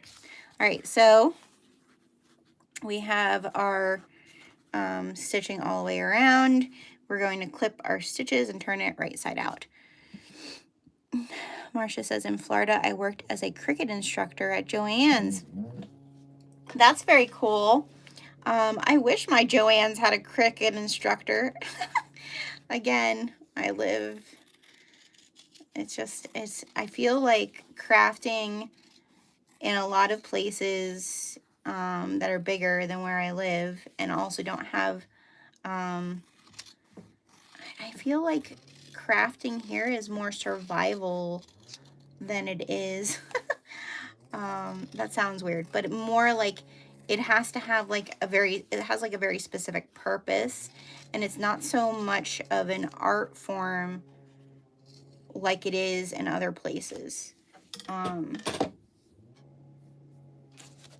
You know, so like we don't have classes at our Joann's at all. It's a very small Joann's. All right, we're gonna turn this baby right side out.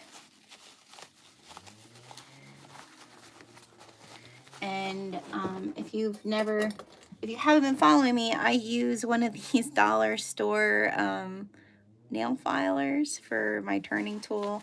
It's a dual purpose. If you break your nails while you're sewing, you have something that you can file them down with.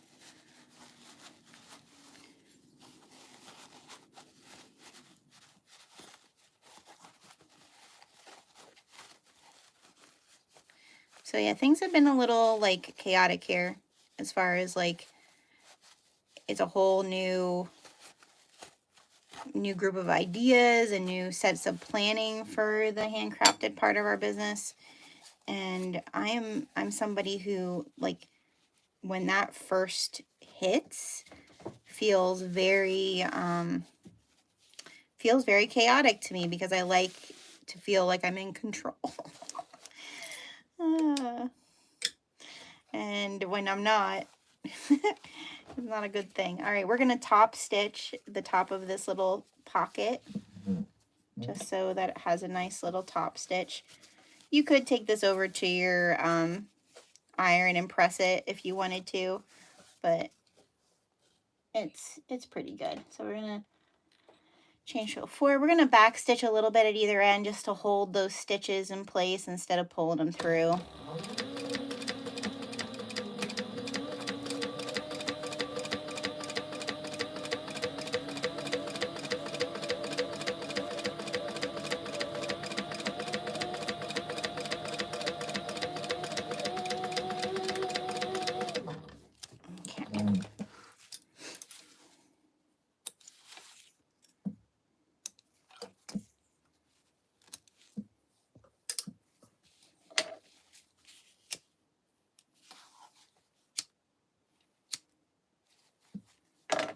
So there's our pocket.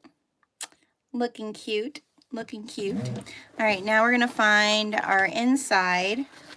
All right, and I guess I'm gonna turn it like this because I want to find the center, and I need to look how far down do we place the pocket. 1.5 inches. So we're gonna measure down 1.5 inches for the pocket.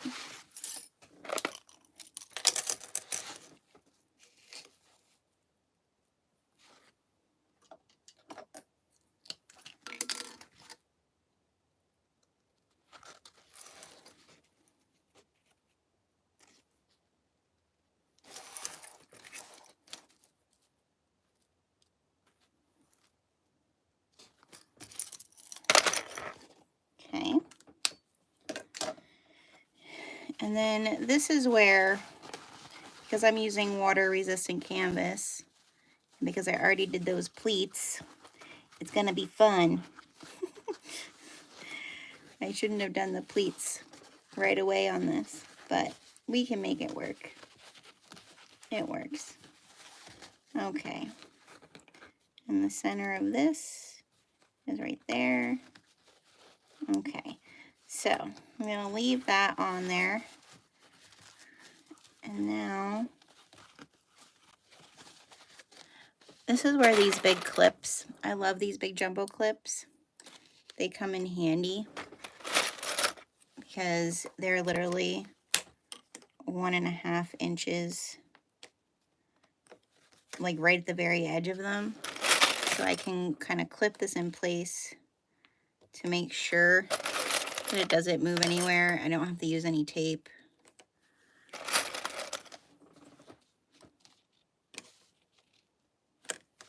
And now we can just sew that all the way around. When I get down here to the center, I'm gonna put my little sewn in label there. I do like to put a little tiny thing of double sticky tape on my woven labels, just to hold them once I put them in there, to hold them where they need to be.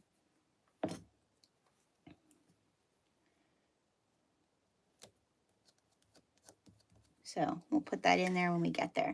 So we're gonna top stitch this all the way around, just 1/8 of an inch. I'm going to back stitch at the beginning and the end.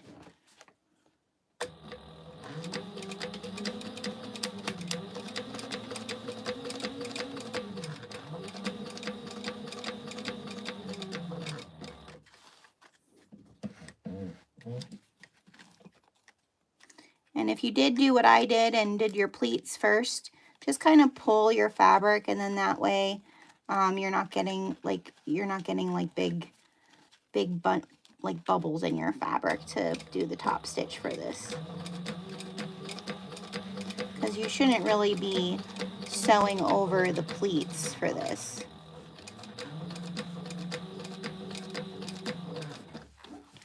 Okay. At the point for my label.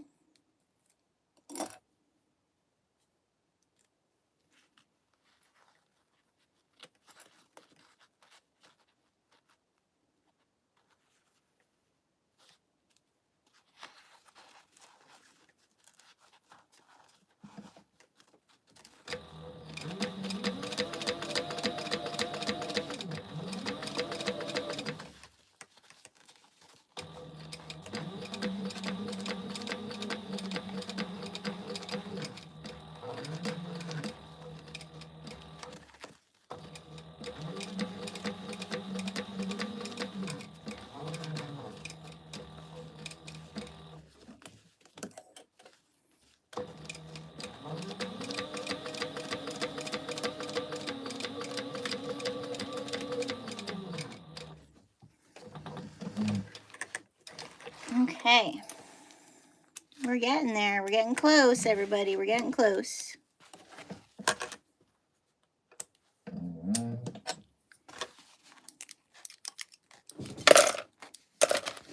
So there's the pocket. All right, and now what we're gonna do is we're gonna sew right sides together. We're gonna meet our centers with our inner lining pieces.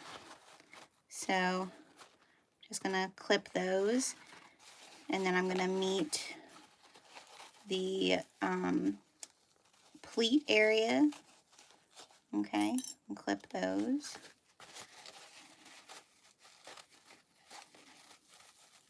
Let our pleats match up.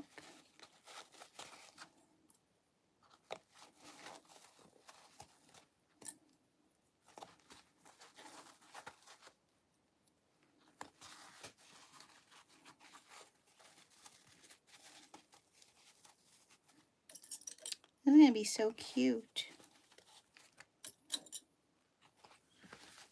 I feel like also this pouch is such a good, it's a good size. It's not too little. The perfect little like makeup pouch too, I think. All right, so now that this is the lining, we're gonna start at the 3/8 of an inch, right? But as we come down, we're gonna go in a little bit more, you know, maybe to like your like 1/2 inch, just because we want it to fit, you know, fit nicely on the inside. So this I'm not gonna use my magnet guide for, since that's, I want to try to make it more like I'm kind of making it more snug. But we are going to change our stitch length.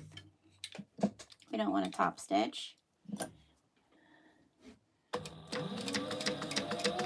And back stitch at the beginning and the end.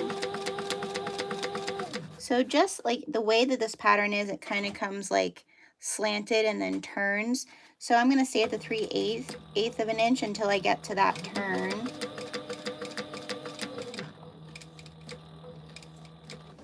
And then I'm going to go a little bit deeper.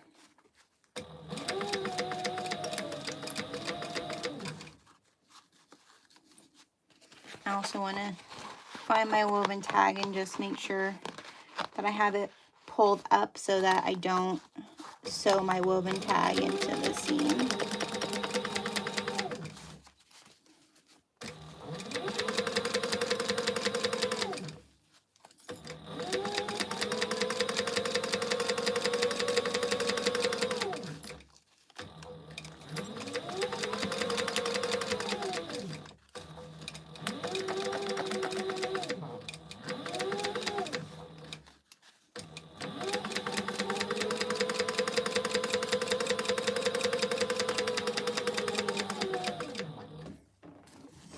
Okay.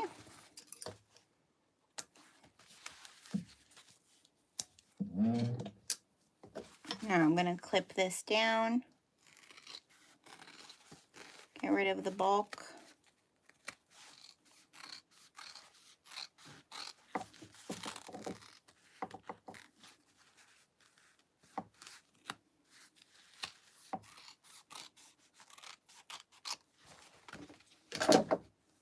Okay, so we have our inside, our flap, and our outside.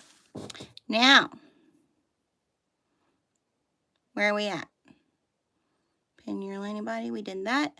So place your exterior shell inside your lining shell. Did I do, hold on a second. Hold on a second.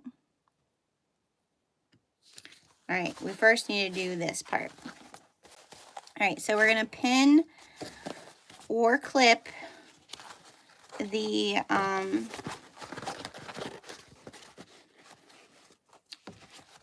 gonna turn this right side out. This is our exterior, so we're turning that right side out. Look how cute it is already. Ooh.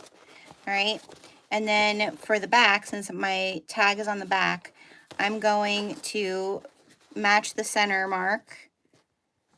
I'm going to put my Miko face down, so right sides together. Okay, and I'm going to clip the flap to the back exterior lining, right sides together.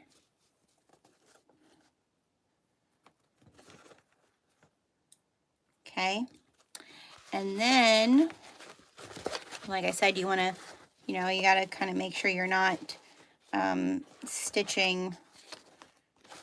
I usually do it from the inside, that you're not stitching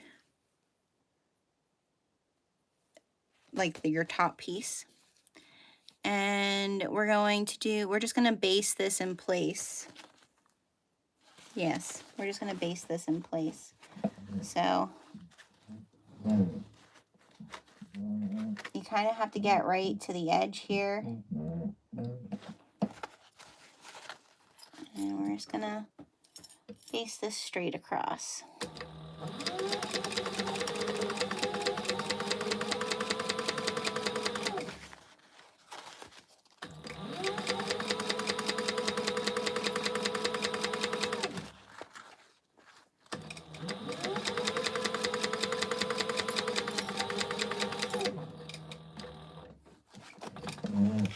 Okay, so that's attached.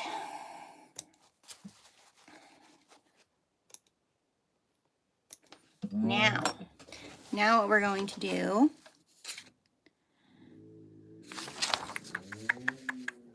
there goes a chainsaw again, everybody. Now what we're going to do is we're going to place our exterior shell inside our lining. So we're going to make sure that you're putting like your pocket where you want it to be towards the back. So where the flap is where your pocket is going to go. So we're going to shove that inside, and we're going to match our centers and our seams. Okay. This is where like having it interfaced and maybe doing it on a domestic machine might cause you some problems, because you're going to go through some pretty thick things if you're interfacing it. But if you weren't interfacing it, I think your domestic machine would be just fine. Even with a vinyl flap, just take it slow, you know. All right, and then where your seams are, because we trim those down, you're just going to want them to go opposite directions so that it lays really nice, okay?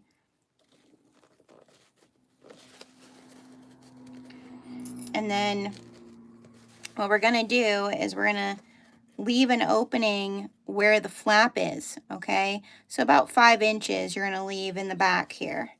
So we can measure that just for tutorial purposes. But I'm going to clip this really good all the way around. And now I'll measure from the center, that 5-inch mark, so you guys can see it.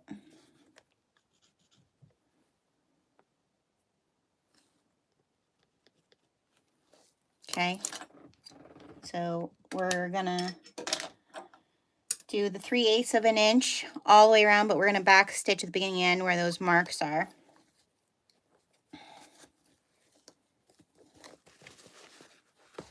And it's easier if you do it from the inside here. So, at least for me it is. It's, I mean, if you were doing this on your domestic machine and you could take like the arm off, but the Sailrite, obviously you can't do that. So I'll make the marks on the inside. And we're gonna put our 3/8 of an inch guide there. And now we're gonna stitch this baby on and pray for the best.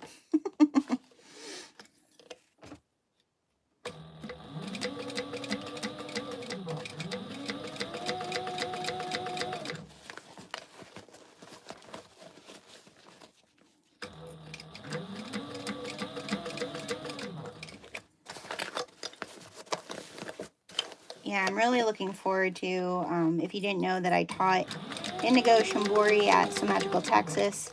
I am going to be teaching it again at So Magical Florida. But I am also going to be doing some online workshops. I have an Indigo Shambori kit that even if you didn't take the workshop, I have it's connected to videos that walk you through doing indigo Shambori techniques with indigo dye, how to make a mother batch of indigo dye. All of that is part of the kits that they're on my website. You can order them. But I'm going to do some live workshops where we get on Zoom together and you have your indigo kit and we'll dye some fabric together that then can be really great to add to your makes, to your bags. And then I'm working on some secret collaborative projects for some other fun kits and tutorials. So they'll be coming in the fall. But I'm really excited to meet other sewists and share this fun stuff. Okay, so now I'm gonna clip this all except for where I'm turning, okay? Just so it's easier to turn and looks nice when we turn it, because we are gonna top stitch.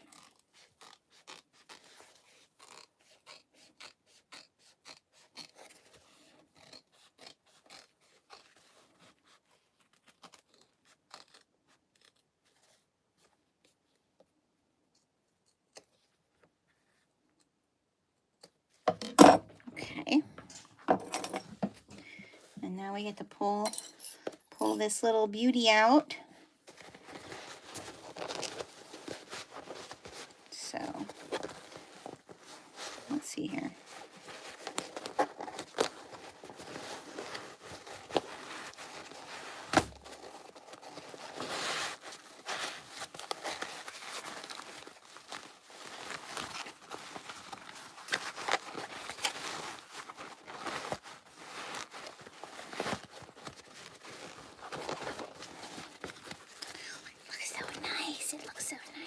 Oh my goodness. And looking so good, looking so good. Okay.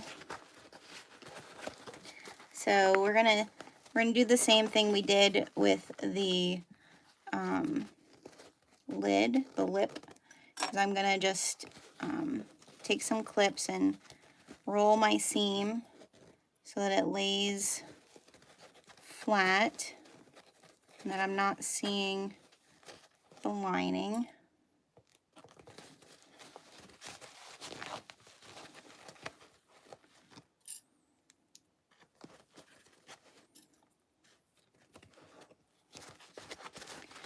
And then we're gonna really push this down in there and pull this.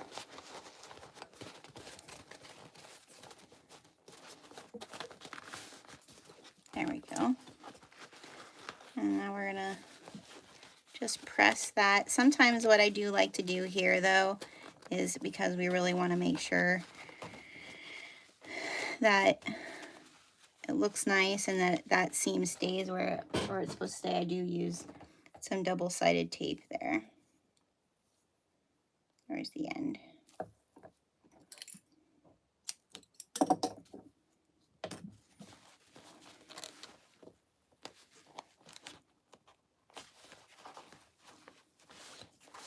We're going to close that up.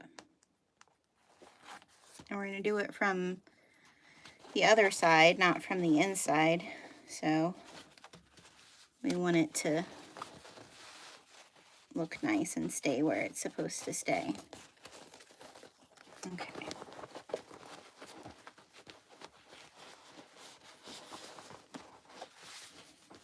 Before we top stitch it, let's just look at the little beauty. Oh, isn't it so cute? Oh my goodness. So pretty. Yay. All right, so I'm going to start in the back, okay? And you just want to make sure that you're laying this flat. That's why that tape really helps, because it doesn't allow that part to move on you. And we're going to change our stitch length to a 4. We're going to move all this goodies out of the way. Put things back where they belong. It just helps me concentrate on the end, the ending better. Okay. And we're not going to back stitch. Okay, we're going to pull it through, but we're going to just get it to where we want it, 1/8 of an inch, seam allowance, and pray that we're connecting there. Okay, I think we are. Yep. Okay, and so we're gonna go all the way around.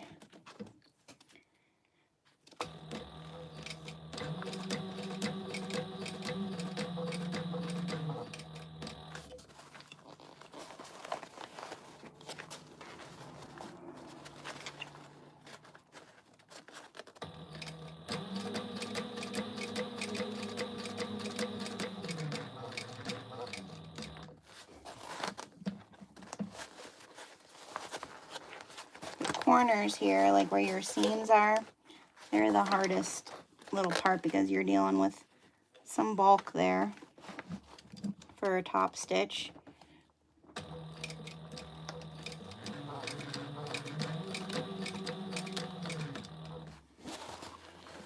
Once you get over those, you're pretty good.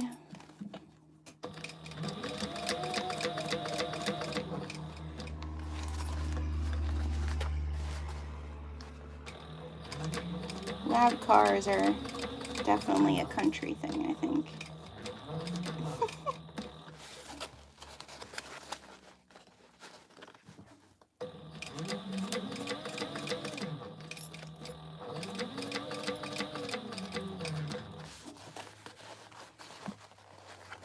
And just take your time. Even for me, like, I have to just take my time and not get too crazy about the anticipation of how it looks.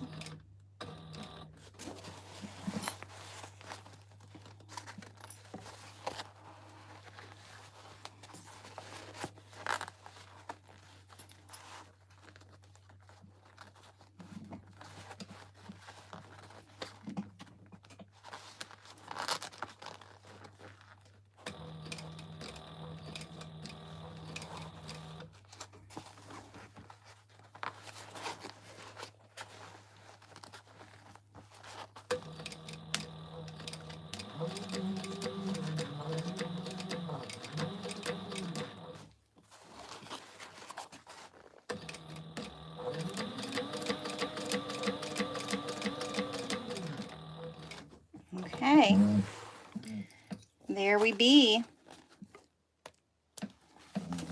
And now we're gonna pull it through. I'm a little off, not off the thing, but I'm a little, I guess, crooked, which I don't like, but I'm telling you, we pick our stuff apart more than what anybody would notice, right? I try to remind myself of that. Like, it really, that's not anything crazy.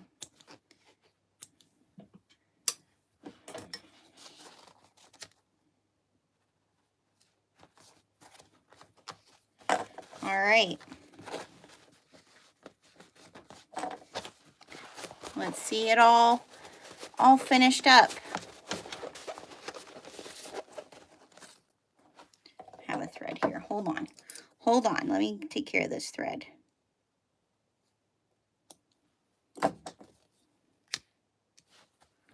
Okay.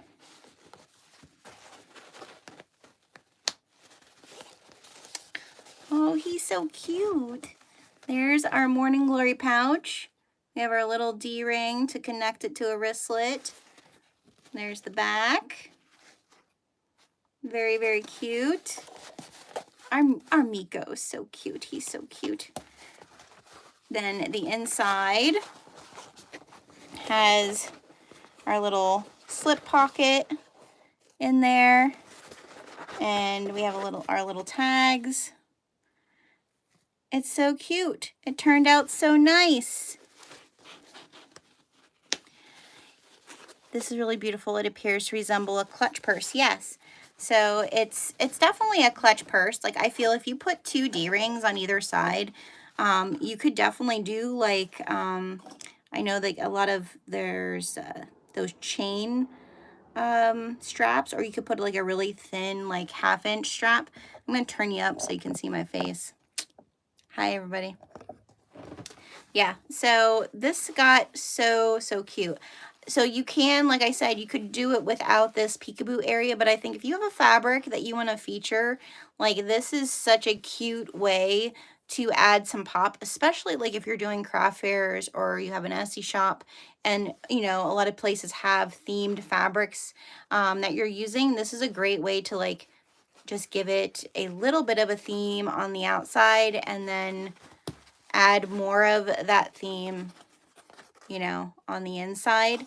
So this is a really great pattern. It's free. It's a free pattern as well. It teaches some like really nice little bag techniques. But yeah, I hope you guys enjoyed this little sew along together. Next week we will be doing another sew along as well. And what is next week? Next week is the 3rd week of the month. So because I might be going away the last week of the month, I might be doing a sew along live, because we'll be doing lives from now on, unless I have the time to do some editing. But if you're not familiar with My Little Shindig, so my friend Katie, she has this really great club that's part of her group. If you're not part of her Facebook group, also go find My Little Shindig over on Facebook. But she has a fabric club, and it's called the Freaking Fabulous Fabric Club. All right. I don't know what, are you asking what pattern are we doing next week? So I'm not quite sure. I have to look, because I think what we're going to do is we're going to do, it's the Spencer Og basket, fabric baskets. Okay. So if you're not familiar with My Little Shindig, she has this club called the Freaking Fabulous Fabric Club, and every month you get an assortment of coordinating fabrics, which I think is so cool, because again, I like coordinating fabrics. And so we're going to do the pattern. The other thing I really love about this club that Katie does is the pattern that comes with this club is very production level.